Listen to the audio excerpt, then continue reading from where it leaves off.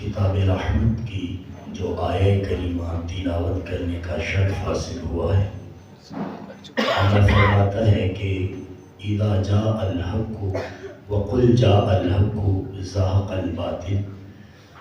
اے محبوب آپ فرما دیجئے کہ جب حق آ جاتا ہے تو پھر باطل چلا جاتا ہے۔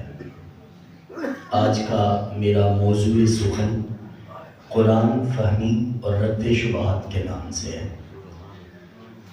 قرآن اللہ تعالیٰ نے تمام انسانوں کی ہدایت کے لیے نازل فرمایا، اور قرآن جو ہے وہ عین فطری تقاضوں کے مطابق انسانیت کے لیے ضابطۂ حیات ہے، اور اس کتاب رحمت کو سیکھنا اور سکھانا بہت ضروری ہے، بلکہ اس کے سیکھنے اور سکھانے کو عین عبادت قرار دیا گیا ہے۔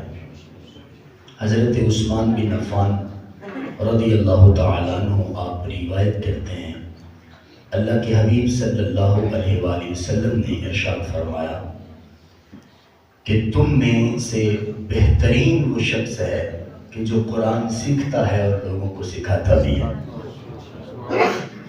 آج کائنات میں کتنے طرح کے لوگ کتنے ہی کام کرتے ہیں، کوئی بزنس کرتا ہے، کوئی کچھ کرتا ہے، کوئی نوکریاں کرتے ہیں لوگ، اور چند پیسے زیادہ آ جاتے ہیں تو وہ یہ سمجھتے ہیں کہ میں اس سے بہتر ہوں، میں اس سے بہتر ہوں، میں اس سے بہتر ہوں۔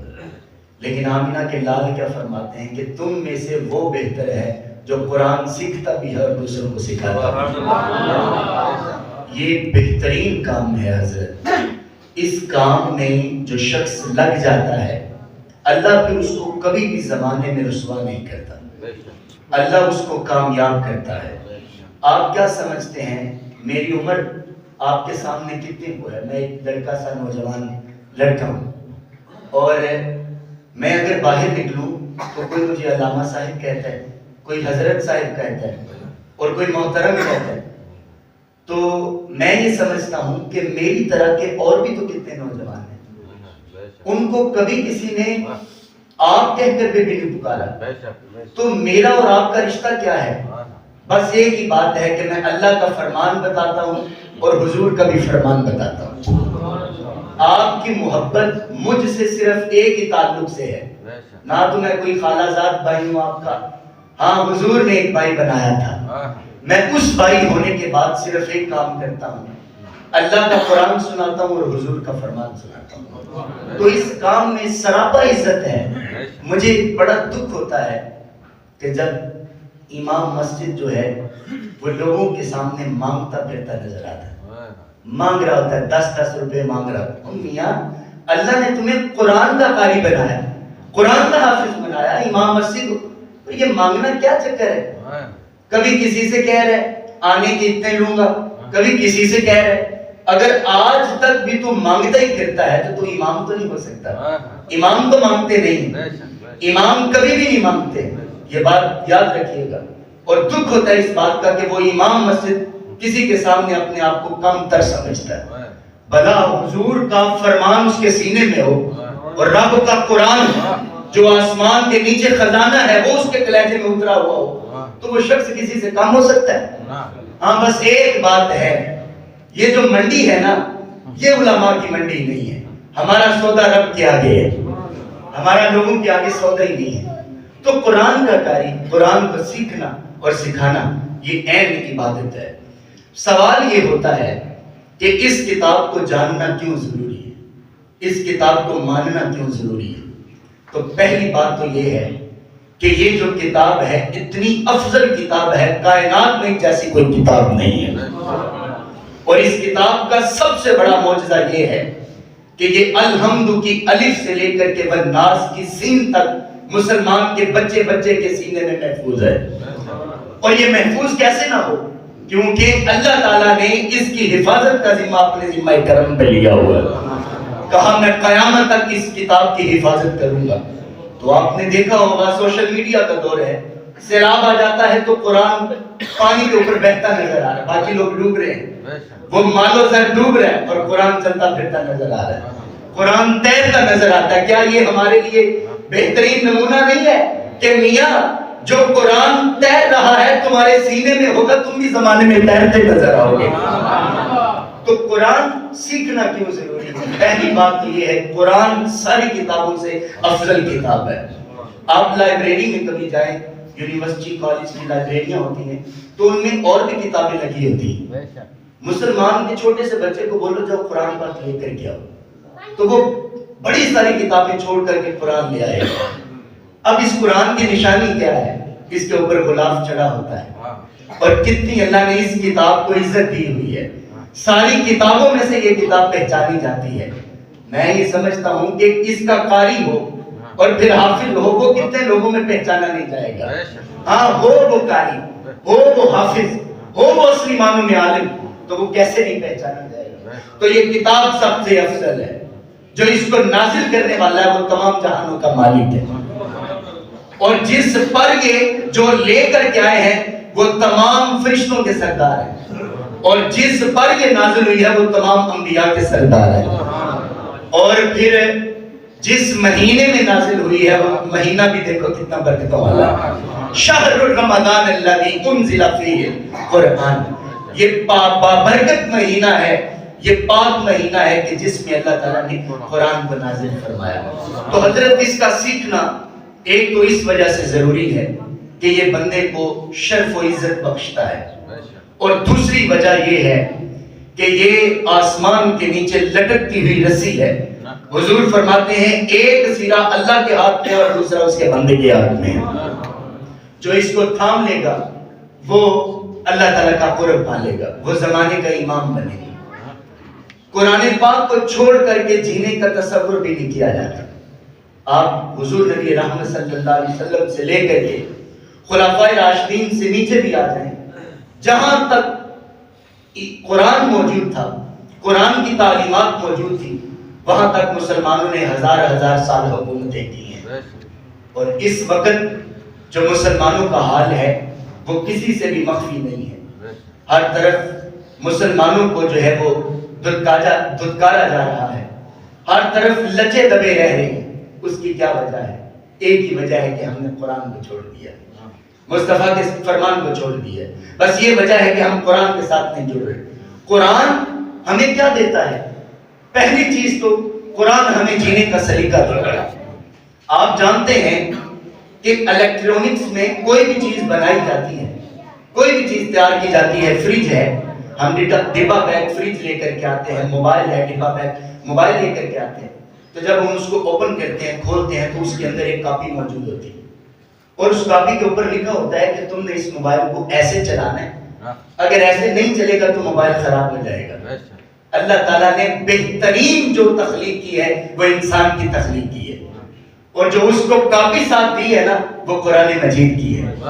جب تک ہم وہ کاپی دیکھ کر کے اپنی زندگی گزارتے رہیں گے تو یہ فریج ہو، یہ انسان کبھی خراب نہیں ہو سکتا۔ اور جب اس کتاب کے چھوڑ کر، اس کتاب سے ہٹ کر کے ہم زندگی گزارنا چاہیں گے تو پھر جو ہے وہ ہم زندگی گزار نہیں سکیں گے۔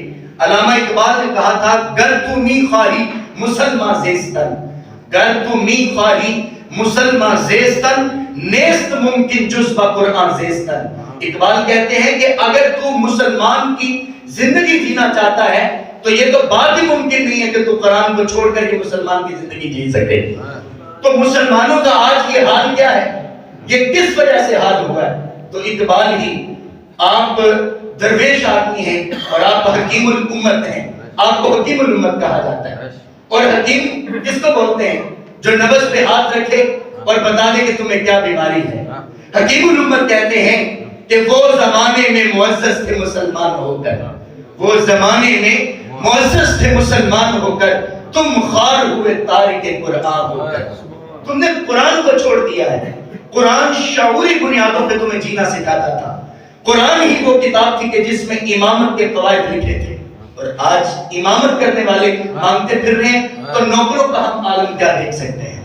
جنہوں نے حکومتیں کرنی تھی ان کو قرآن کا پتہ نہیں ہے، تو پھر حکومت کس طرح ہو سکتی ہے؟ وہ میرے گھر کی حکومت ہو، وہ میرے ممبر محراب کی حکومت ہو تو وہ چاہے ایک ملک کی حکومت ہو یا پھر پوری سپر پاور وہ بن جائے، تو قرآن کی تعلیمات کو چھوڑ کر کے بندہ تصور بھی نہیں کر سکتا کہ وہ زندگی بسر کر سکتا ہے۔ تو آج جو ہم اندھیروں میں بھٹک رہے ہیں، آج جو ہمیں اجالے میسر نہیں ہیں، اور ہماری جو بربادی کا راز ہے، وہ جو ہماری بربادی کی وجہ ہے، وہ یہی ہے حضرت کہ ہم نے قرآن کو چھوڑ دیا ہے، ہم نے قرآن کے دامن کو تھامنا ہے۔ اچھا قرآن کیا دیتا ہے؟ رد شبہات کا کیا مطلب ہے؟ یہ تو قرآن کا معنی ہو گیا، رد شبہات کا کیا مطلب ہے؟ آج ہمارے گھر میں لڑائیاں ہوتی ہیں، اور وہ لڑائیاں کیا ہوتی ہیں؟ باپ جا کر کے باہر کہتا ہے کہ میرے بیٹے کو تو بولنے کی تمیز نہیں، اس کو تو میرے ساتھ مخاطبت کا طریقہ ہی نہیں ہے۔ تو میں کہتا ہوں وہ طریقہ آ بھی کیسے سکتا تھا؟ قرآن تو کھولا نہیں، قرآن کی تعلیمات تو اس کو دی نہیں ہم نے، تو کیسے آ سکتا تھا؟ ہاں وہ قرآن پڑھتا، اور قرآن میں لکھا ہوا ہے فَلَا تَقُلْ لَهُمَا اُفٍّ، اور میاں تم نے اپنے والدین کو اف بھی نہیں کرنا، تم نے ان کے سامنے اف بھی نہیں کرنا۔ اور علماء نے اف کی تعریف کی ہے کہ اف کیا چیز ہے، تو کہتے ہیں کہ جو سانس لی جاتی ہے، جس سانس میں خراش آتی ہے، اس سانس کو اف کہتے ہیں۔ تو جو قرآن جینے کے سلیقے اس طرح دیتا ہو کہ بڑوں کے آگے اف بھی نہیں کرنی، تو پھر مجھے بتاؤ اگر اس کی تعلیمات اس بچے کو ہوتی تو یہ لڑائیاں کیسے ہوتی، یہ شبہات کیسے ہوتے، یہ کیسے بات ہو جاتی؟ لڑائیاں ہمارے گھر کی ہوں، بد افعالیوں کی وجہ سے ہم ڈوبے ہوئے ہوں، اور ہمارے لاکھوں روپے اس بات پہ چلے جائیں کہ کسی نے کچھ کر دیا ہے، ہم نے کسی نے تعویذ کر دی ہے۔ اور کتنی شرم کی بات ہے، میں تو سر پٹکنے کو جی چاہتا ہے جب کوئی بندہ یہ کہتا ہے کہ نوری علم کے اوپر کالا علم چل جاتا ہے۔ اور میاں تمام جہانوں کا پالنے والا میرا رب ہے، اور اس کے علم کے آگے کیا علم آ سکتا ہے بھلا؟ اس کے بندوں کی علم کے آگے آج تک کوئی علم نہیں آیا، تو تم اس کے علم کے اوپر کسی کالے علم کو کہہ دیتے ہو۔ وہ کالا علم نہیں ہے، تیرے دل کی میل ہے، یہ تیرا دل کالا ہے، تم نے قرآن نہیں کھول کے دیکھا۔ آج ہمارے گھروں میں جا کر کے دیکھیے، سب سے بہترین نسخہ قرآن کا موجود ہے۔ 1500 کا نسخہ ہم لاتے ہیں تو 3 مہینے کے بعد گھر میں صفائی کرنے والی اس کے اوپر سے ڈسٹ جو ہے وہ صاف کر دیتی ہے، گرد و غبار کو اتار دیتی ہے۔ کیوں؟ کہ وہ کتاب کھلتی نہیں ہے، وہ کتاب پڑھی نہیں جاتی۔ یہ گھروں میں شبہات جو پڑے ہوئے ہیں، کسی نے میاں کچھ نہیں کیا۔ آج کسی کے پاس تو اتنا ٹائم ہی نہیں ہے۔ آپ کیا دیکھتے ہیں؟ آپ کے موبائل میں 300 نمبر ہیں، تو وہ 300 نمبر آپ کو 300 دنوں میں ایک دفعہ بھی کال نہیں کرتے۔ وجہ کیا ہے؟ ہر بندہ مصروف ہے، کسی کے پاس اتنا ٹائم ہی نہیں ہے۔ تو مجھے یہ بتائیں کوئی لاکھ روپیہ لگا کر کے تمہارے لیے کچھ کروائے گا کہ تم برباد ہو جاؤ؟ تم تعویذوں کی وجہ سے برباد نہیں، تمہیں جو تعویذ دیا گیا تھا تم نے اس تعویذ کو چھوڑ دیا۔ آج بابے کے پاس جاتے نا، بابا کہتے ہیں یہ تعویذ رکھ لو کچھ بھی نہیں ہوگا۔ آج میں آپ کو کہتا ہوں یہ تعویذ رکھ لو کچھ بھی نہیں ہوگا۔ یہ تعویذ اپنے گھر میں رکھو، یہ قرآن اپنے گھر میں رکھو۔ اور ہم قرآن کا کیا معنی لے رہے ہیں حضرت؟ قرآن کو ہم نے کیا سمجھ رکھا ہے؟ قرآن کو ہم ایک عام کتاب سمجھتے ہیں، اور پوری زندگی ہم اس کو پڑھتے نہیں ہیں۔ لیکن جب بابا بوڑھا ہو جاتا ہے، چارپائی کے ساتھ لگ جاتا ہے، آخری ویلا آتا ہے، ہم کہتے ہیں جاؤ مدرسے سے قاری کو بلا کر لے کے، اور وہ آ کر کے یاسین پڑھے اور بابے کی جان نکل جائے۔ ہم نے قرآن جان نکالنے کے لیے لکھا ہے۔ مجھے بتاؤ کہ جو قرآن جان نکالنے کے لیے بنایا ہی گیا، ہاں الگ بات ہے کہ وہ پاس پڑھے تو جان سوکھی نکل جاتی ہے۔ میں یہ سمجھتا ہوں کہ جو تم نے اس قرآن سے آسانی سے مرنا ہی سیکھا ہے، کاش کہ تم اس قرآن سے آسانی سے جینا سیکھتے۔ تم نے آج مان لیا ہے، یہ تسلیم کر چکے ہو کہ قرآن پڑھنے کے ساتھ روح سوکھی نکل جاتی ہے، تو پھر اس کے بارے میں کیا خیال ہے کہ قرآن پڑھنے سے زندگی کی سوکھی گزر جاتی ہے؟ تو اس کے بارے میں کیا سوچنا چاہیے؟ حضرت داتا گنج بخش علی حجویری اپنی کتاب کشف المعجوب میں لکھتے ہیں کہ اے لوگوں، راتوں کو قرآن پڑھ کے رویا کرو، قرآن پڑھ کے اپنے آنسوؤں کو جو ہے وہ بہایا کرو۔ تو کسی مرید نے کہا کہ حضرت اگر آنسو نہ آئیں تو کہا رونے جیسی شکل بنا لیا کرو۔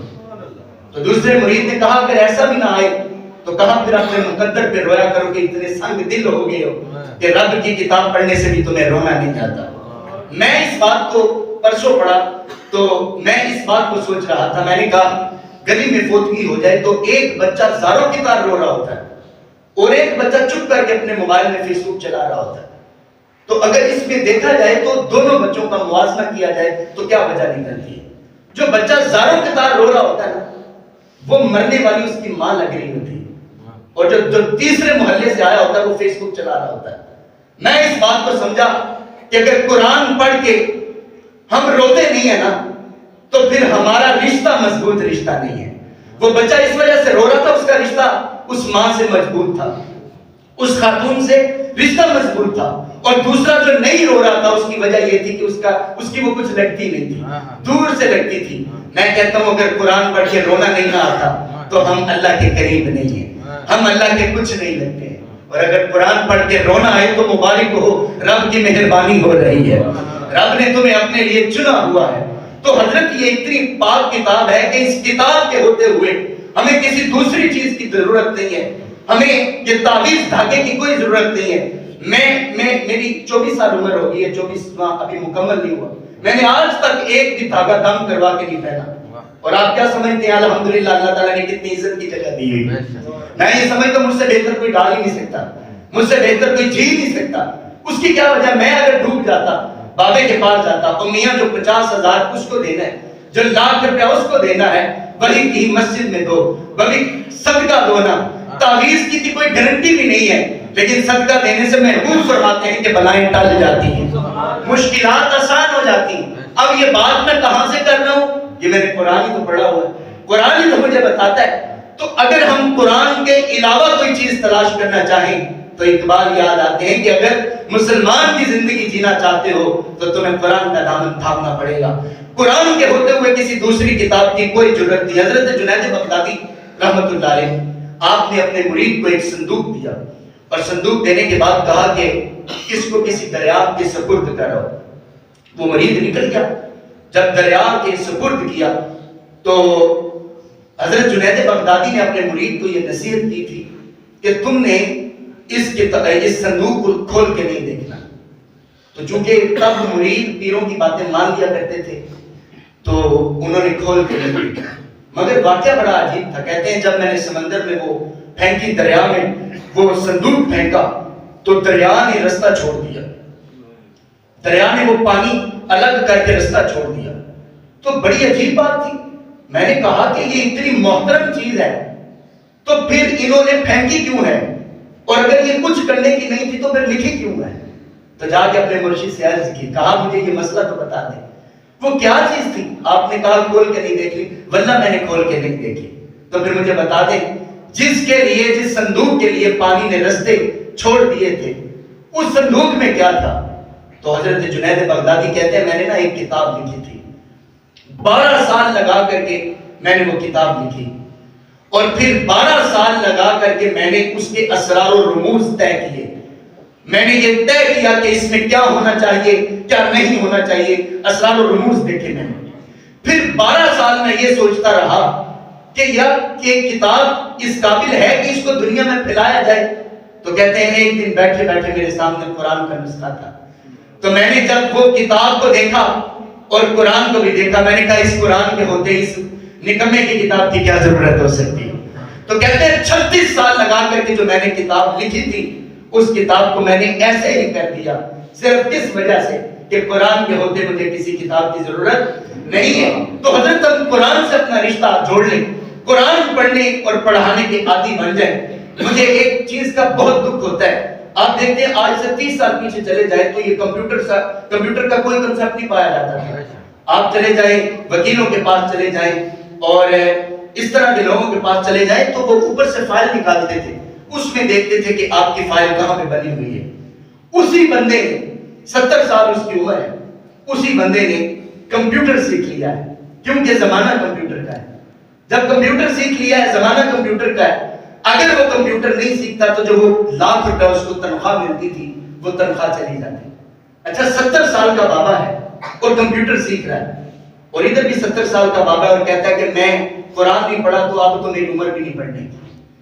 شرم آنی چاہیے یار، بوڑھے ہو گئے، باقی چیزیں سیکھ رہے ہیں۔ موبائل آپ بزرگوں کو دیکھیں گے نوجوانوں سے زیادہ فیس بک چلاتے ہیں، وہ زیادہ ٹویٹر کرتے ہیں۔ وہ دماغ کہاں سے آ گیا؟ قرآن سیکھنے کا تمہارے پاس دماغ ہی نہیں ہے، یہ کیسا کنسپٹ ہے؟ بوڑھے بوڑھے شیوخ حضرات آپ نے نہیں دیکھے؟ بوڑھے بوڑھے شیخ الحدیث بیٹھے بیٹھے 5 حدیثیں طویل سنا دیتے ہیں. ان کے دماغ میں کیا ہے تو پھر تمہارے دماغ میں کیا ہے؟ اللہ نے سب کو یکساں بنایا.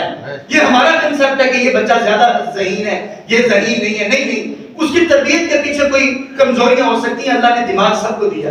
ہاں, کچھ ایسے لوگ ہوں گے جن کو اللہ تعالیٰ نے ودیت کچھ کم دماغ دیا ہے, اور وہ 100 میں سے 1% لوگ ہیں. اور 100 میں سے 1% کا کیا حال ہو سکتا ہے؟ تو میں آج کے بوڑھے بابے کو کہنا چاہتا ہوں کہ جہاں کمپیوٹر موبائل سیکھ لیتے ہو وہاں قرآن بھی سیکھو. یار مجھے بتائیے, میں ان پڑھ بندہ ہوں اور میرے پاس کوئی میسیج آئے, موبائل میں میسیج آئے, تو میں پریشان ہو جاتا ہوں کہ یہ میسیج آیا ہے اور مجھے پڑھنا نہیں آتا. تو میں کسی دکان پہ جاتا ہوں, میں کہتا ہوں آپ لوڈ کرتے ہیں؟ وہ کہتا ہے میں کرتا ہوں. میں کہا یہ میسیج پڑھتے ہیں کہ وہ کیا کہتے ہیں؟ وہ بیٹا ایسے ایسے کرتا ہے اور بعد میں کہتا ہے بابا یہ تھا سے کچھ نہیں ہے, ایک کچھ بھی نہیں ہے, کمپنی کا میسیج. وہ بابا پریشان ہو جاتا ہے کہ اتنا عام میسیج تھا تو کمپنی نے بھیجا کیوں ہے؟ مجھے پڑھ کے بتاؤ یہ ہے کیا میسیج جو آیا ہے, تو مجھے پڑھ کے بتاؤ یہ ہے کیا. میں صرف ہاتھ باندھ کے اس بابے سے پوچھنا چاہتا ہوں کہ 1400 صدیاں پہلے یہ میسیج آیا قرآن. کبھی کسی عالم کے پاس جا کر کے پوچھا ہو کہ مجھے پڑھنا نہیں آتا, بتاؤ اس میں میرے رب نے لکھا کیا؟ مجھے کیا بتایا میرے رب نے؟ مجھے کیا تبلیغ فرمائی ہے؟ میرے بارے میں کیا رب نے فرمایا؟ میں کیسے اس کو پڑھوں؟ میں نے کبھی کسی سے جا کے نہیں کہا, نہ بوڑھے بابے نے کہا, نہ جو نوجوان نے کہا, نہ کسی بچے نے کہا. اور ہم اس قدر دھتکارے ہوئے لوگ ہیں یار, ہماری بات زمانے میں کوئی نہیں سنتا. اور وجہ یہی ہے ہم نے قرآن کو چھوڑ دیا. آج بھی اگر ہم قرآن کو دامن تھام لیں گے تو کائنات میں مسلمانوں جیسی امت ہے ہی کوئی نہیں. یہ سب سے افضل لوگ ہیں, یہ سب سے بہتر لوگ ہیں. اگر ہم یہی اوج سریا چاہتے ہیں, اگر ہم یہی بانکبن چاہتے ہیں, اگر ہم یہی عروج چاہتے ہیں, تو میاں ہمیں قرآن کا دامن تھامنا ہوگا. قرآن کے بغیر زندگی نہیں ہے, قرآن کے بغیر بندگی نہیں ہے. اللہ تعالیٰ سے یہ دعا ہے, جو کہا ہے اس پر عمل کی توفیق عطا فرمائے. وآخر دعوانا الحمدللہ رب العالمین. الحمدللہ رب العالمین. والصلاة والسلام علی اشرف الانبیاء والمرسلین. ربنا آتنا فی الدنیا